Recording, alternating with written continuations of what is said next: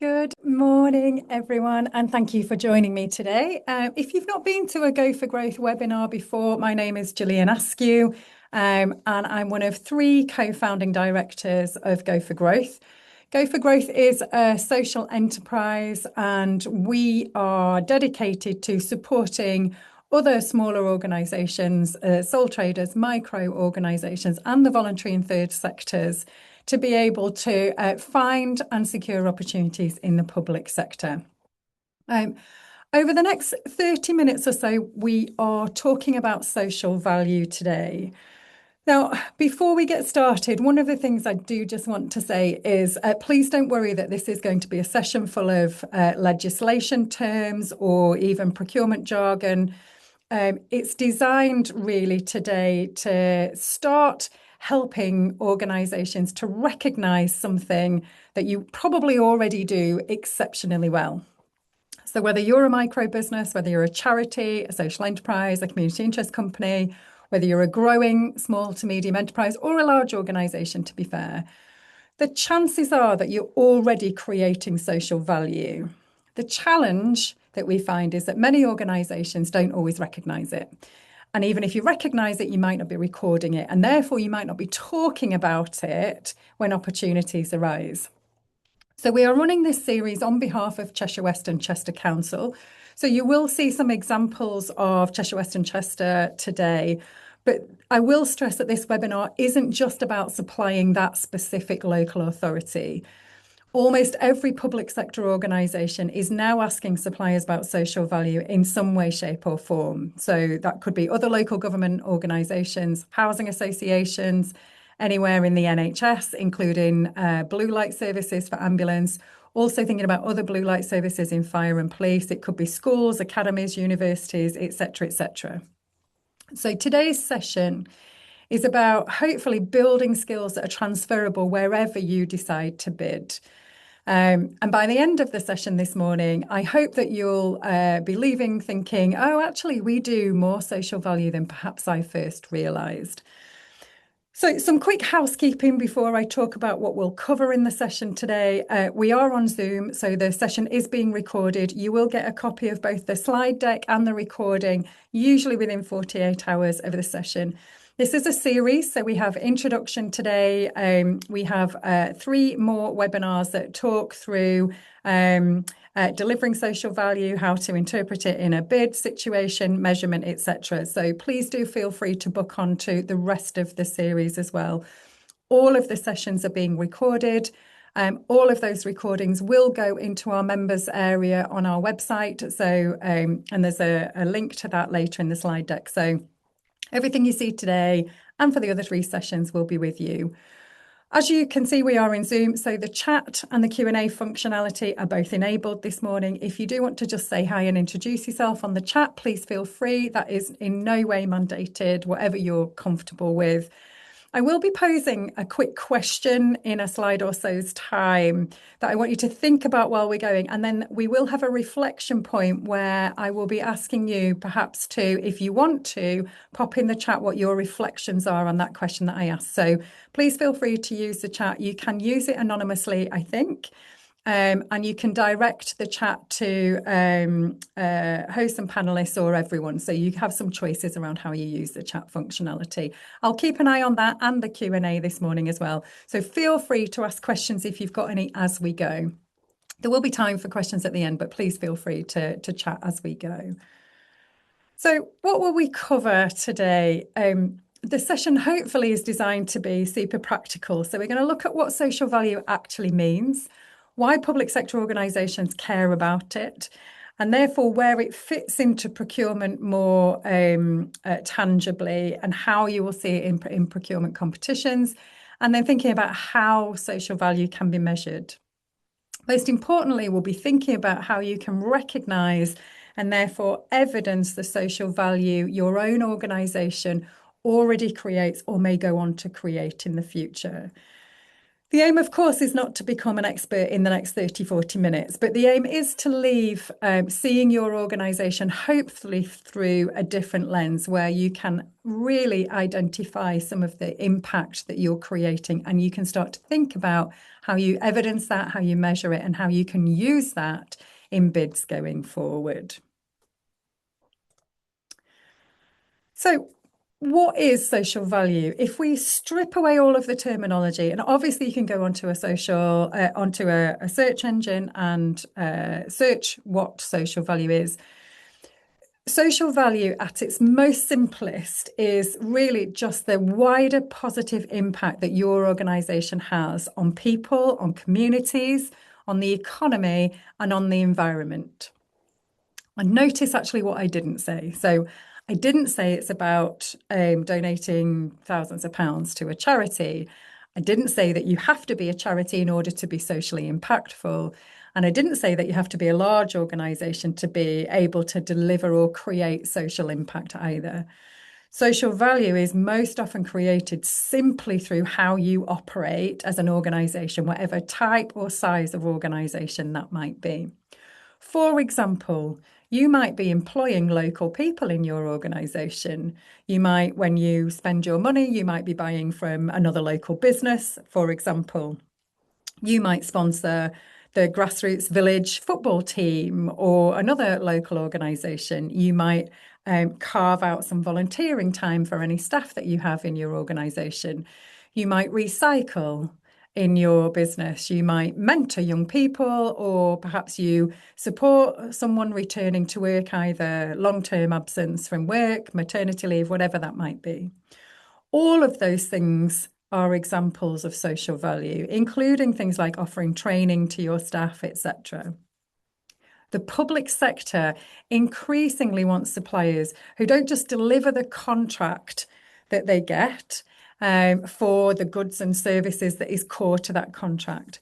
The public sector are looking more often these days for suppliers who can leave communities stronger than when they found them. So there's a sentence that we can hold in our mind's eye as we go throughout this morning's session. Social value, really, the equation, if you like, is social value equals impact plus evidence. Many organisations create impact. I have delivered many social value workshops and webinars and continued professional development, accredited training courses on social value. And more often than not, we see organisations actually delivering lots of impact, creating lots of that social, economic, and environmental impact. But fewer organisations might recognise it and therefore aren't measuring it. And even fewer organisations, again, could evidence that when needed, for example, in a bid. And that's when tenders can become difficult. So I said I was going to ask everyone a question at the top of the session today. Just take a second to write down, or just to have in your mind, 3 things that your organisation does that benefits someone beyond your immediate customer. So whatever you do as an organisation, if you support people to live at home, if you deliver stationery, if you're an electrician, if you are, a GP, etc., whatever you do beyond your immediate customer that would create social, economic, or environmental impact. Just have a think about 3 things that you can think of. Do you volunteer? Do your staff volunteer? Do you recycle? Do you buy sustainable goods and services? Do you employ local people? Think about those things. Don't overthink it, but try and just come up with 2 or 3 things in your head, or write them down, and we'll come back to them later when we get to reflection point. So there is legislation around this. The Public Services Act, the Social Value Act, was assented to law in January 2013. So this is not new news for the public sector. We are 13 years into this legislation being around.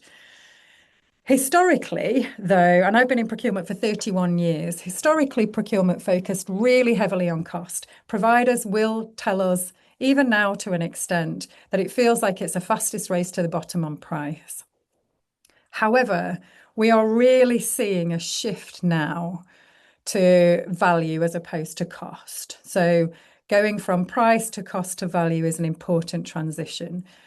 The public sector wants and needs, actually, because of the legislation and policy and the procurement regulations, the government, the public sector more broadly, need public money to deliver wider benefits. And so that means that when public money is spent, organisations, public sector bodies are asking themselves, how and can this contract help create jobs? Can it support local businesses? Can this contract improve well-being in communities? Can it reduce carbon? Can it strengthen those communities in which we serve? Now, of course, that doesn't mean that price no longer matters. It absolutely does, and it always will, because this is taxpayer money. But value is broader than price. So one thing I'd encourage everyone to think about is this. Imagine two companies submit comparable bids. One delivers it, well, both organisations deliver the service really well and will deliver the service really well. But one of those organisations also talks about creating apprenticeships or buying locally, reducing waste or supporting community. Which one of those two is creating the greater overall value? And that's the direction of travel that procurement has been moving in. And so when we're bidding, what we want to be able to do when we're asked to is show that social value, that social impact that we can deliver, and evidence how we can deliver that and how we will measure that it has been delivered. So many tenders now include a scored social value section. That might be a single question or multiple questions. Sometimes that social value section will be worth 10% of all of the scores, but we have seen social value sections scoring upwards of 20% of all of the score that's available. So social value can literally make the difference between winning and losing opportunities. And those commitments that you make in that bid, they will not just help you win the work, but they will be contractualized and monitored thereafter. So it's not just about talking a good talk to win it, it's then about delivering that impact throughout the life of the contract and being able to show that you've delivered that impact through the life of the contract, and you'll be contractually obliged to do so. So you may or may not hear people talking about something called the TOMS, and TOM stands for Themes, Outcomes and Measures. There is terminology in the public sector, and there are so many acronyms we could create a directory just full of acronyms. But please don't ever let the terminology put you off. At its basic functionality, the TOMS is like a menu. So the council or whichever public sector organisation it is that are using the TOMS, and of course not everybody does, but those that are using the TOMS, they will decide what outcomes matter both to them organisationally and then more specifically to this particular procurement opportunity and the contract. And then the job that we do as suppliers, from those outcomes that the local authority or whoever it is have decided are the most important, we as bidders, potential suppliers, we decide what we can realistically contribute. And the important word is realistically. What we should never do is promise things that we can't deliver, because if we win the contract, we'll be expected to report against those commitments. And the TOMS framework is designed to provide a consistent way of both describing, measuring, and evidencing that social value. There have been recent updates to the TOMS that have helped to simplify the language, also broaden the measures, and strengthen the focus on consistent reporting and supply chain impact. So if they stand for themes, outcomes, and measures, and I've got some examples of them on the next couple of slides. If we look at it this way, the themes are the big ambitions. They're the strategic thing that we're aiming for. The outcomes are the changes that we want to see. And the measures are how success is then demonstrated. So if we think of it as, what do we want to achieve? How will we know when we've achieved it? And what evidence of that can we provide? That's effectively how the TOMS work.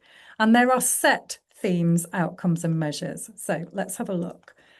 Oh, excuse me.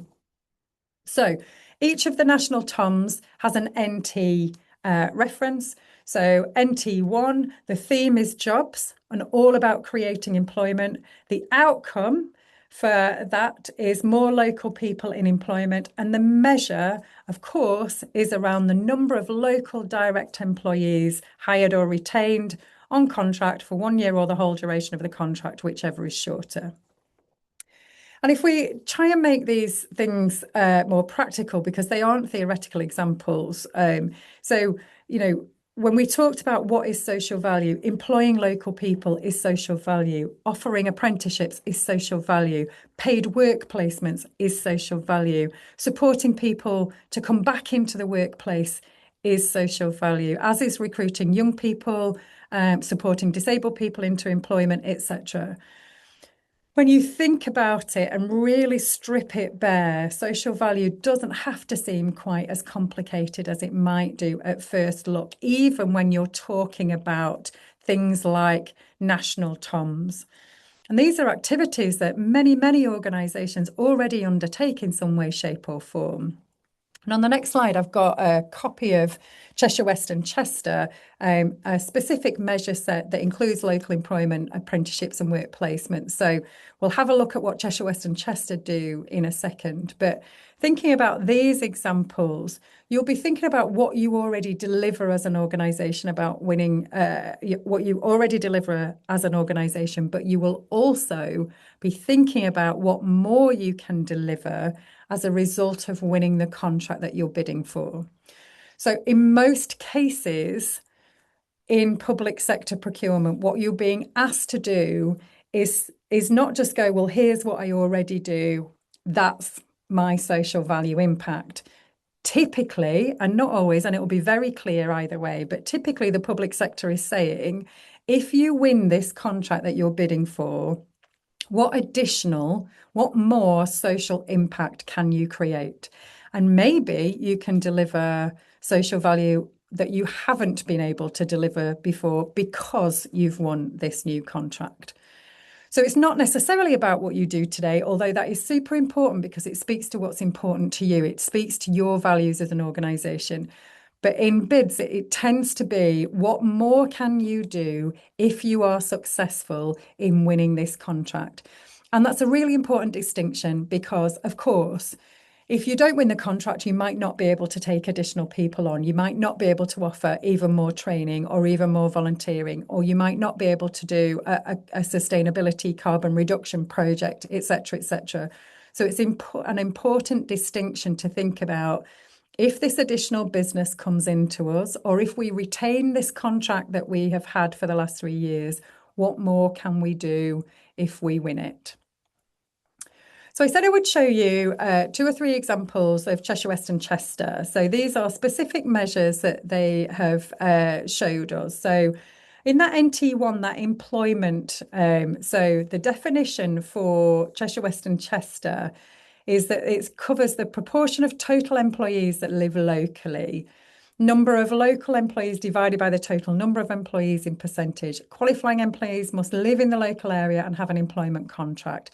And the measure requires a definition of what the local area is. So what do you class as local area? And of course, Cheshire West and Chester will also give you a description of what local means to them in that context. They also talk about meaningful paid work placements. And then in Cheshire West and Chester, they also use NT 107, which is about accredited living wage employer. So this measure covers the payment of relevant real living wage salary, so UK or London, to all direct employees, and accreditation through a provider such as the Real Living Wage Foundation serves as evidence, something like that. And it might be that you're not accredited, but that you are able to evidence that you pay your staff in accordance with the national living wage or the real living wage salary. So sometimes accreditation won't be the only show in town. If you were unsure about something like that, you could ask a clarification question. So every organisation in the public sector has different priorities. And that's meaningful because although actually We can build our bid resources so that we can reuse them and make them really efficient when we're going through a bid process. We should never do that recycling activity without making sure that it's applicable to the bid that we are currently focusing on. So if we think about what matters locally to Cheshire West and Chester, and I've got another slide to show you on this as well. They are what's important to Cheshire West and Chester, for example, is local employment, meaningful work placements, fair employment, supporting disadvantaged groups, skills, community well-being, etc. And then what you can do is think about how your organisation naturally aligns with those priorities. And remember, it's really okay that not every measure is appropriate for every business. This does always have to fit with who you are and what you stand for. And good social value isn't about making the biggest promises. The themes, outcomes, and measures, and Cheshire West and Chester do use them, the TOMs and other things like that. And every bid is written in such a way, or it should be written in such a way, that contribution is proportionate so that we can compare appropriately when we're looking at scores. So for a bidder, it's about making credible promises that are deliverable for you as an organisation, knowing how and being able to talk through how you will deliver, and then how you will measure those particular social value impacts. On this screen, and this will be a live link when it comes out, you can go to the Social Value Policy and Action Plan for Cheshire West and Chester if you want to have a look at it. And of course, as I said, excuse me, I've got a real frog in my throat. As I said, every public sector organisation is likely to have an equivalent of this for Cheshire West and Chester. In any case, it can always be really helpful to understand what's important to your prospective client. So you have time to consider what your own social value approach is and how it either complements or enables your client to achieve their objectives. And it'll also help you consider what more you could do if you were successful in winning a contract for that organisation, for example.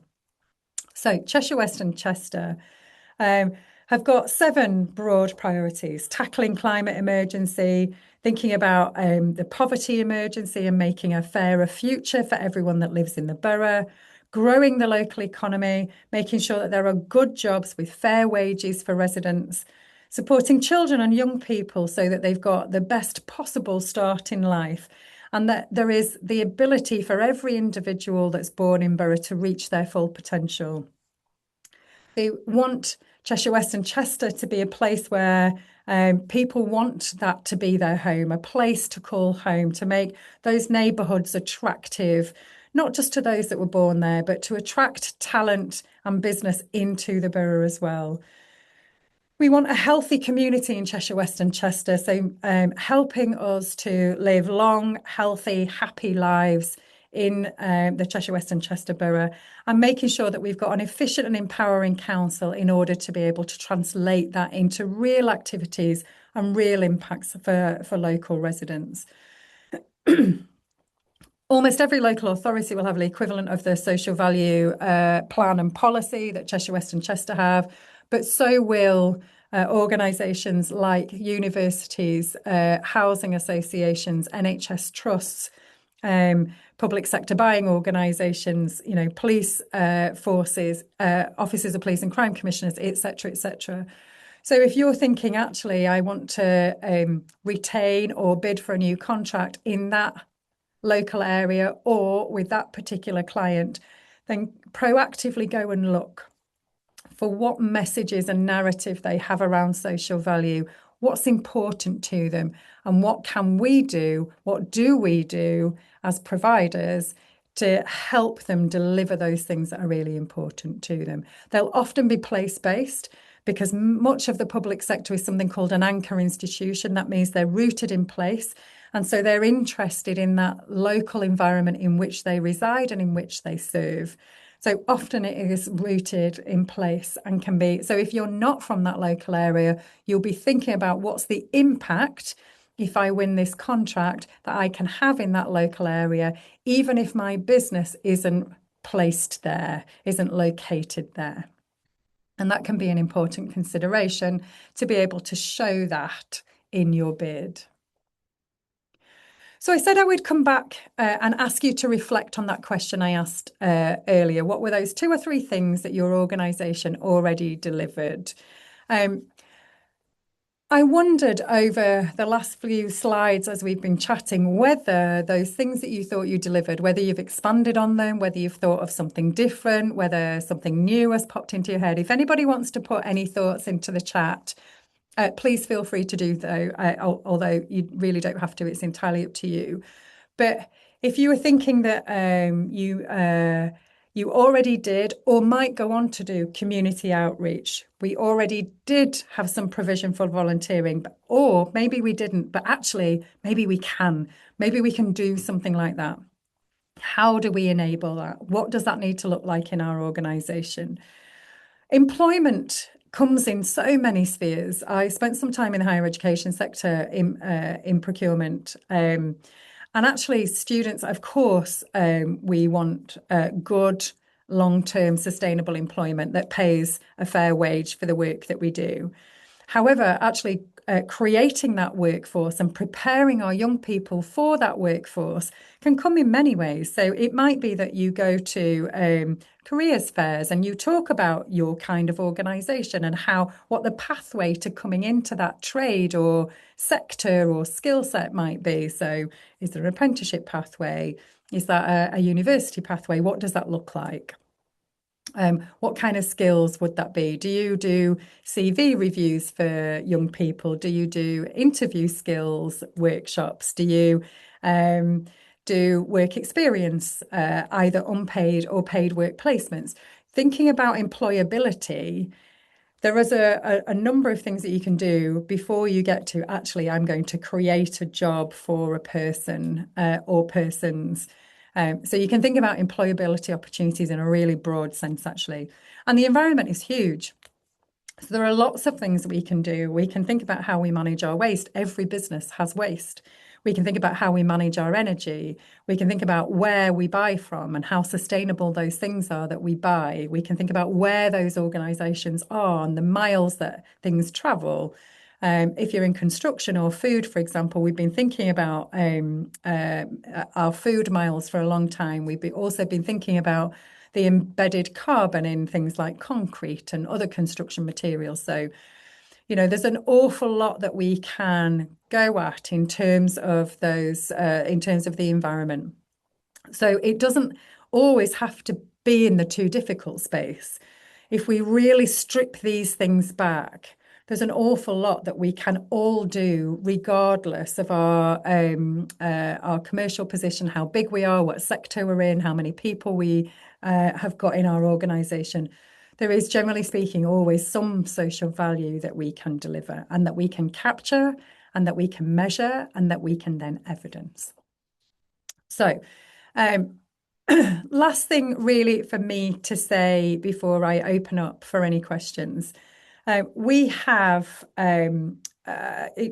that this can feel really challenging. Go for Growth is here to help. So you can get in touch with us a number of ways. We also have a bookable calendar, so you can use this link and you can book into either mine or my colleagues' calendars at a time that suits you. If you want to have a chat about social value in more detail or anything to do with public sector procurement and your own growth, please feel free. We've got lots of events and workshops that are coming up, so please feel free to access those as well.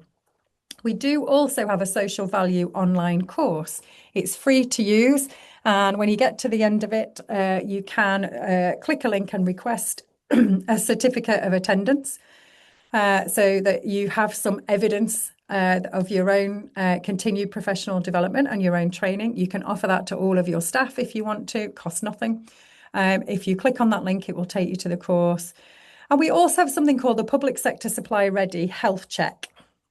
So if you're thinking, actually, oh, Joe, this whole public sector procurement thing feels massive, and I don't know what I don't know. So I don't know how ready I am to do business with the public sector. We used to have something called the Public Sector Supply Ready Accreditation. We've really simplified it, actually, from feedback from the market who said, The intent is great, but actually it's still a bit too complicated. We've really simplified it. This should take 10 minutes maximum. It's a survey that you fill out, and it will allow, and it gives you a report after to say, here's where you look like in terms of your readiness. And here are some things that you can do that are free of charge that you can access that will help you prepare for public sector procurement opportunities. So please do feel free to use the Public Sector Supply Ready Health Check. As I say, it's all free of charge, and it's really time sensitive as well. So it should be super helpful. But this will all come out in the slide deck in the next couple of days. So you can click through any of these, and our contact details are on there as well.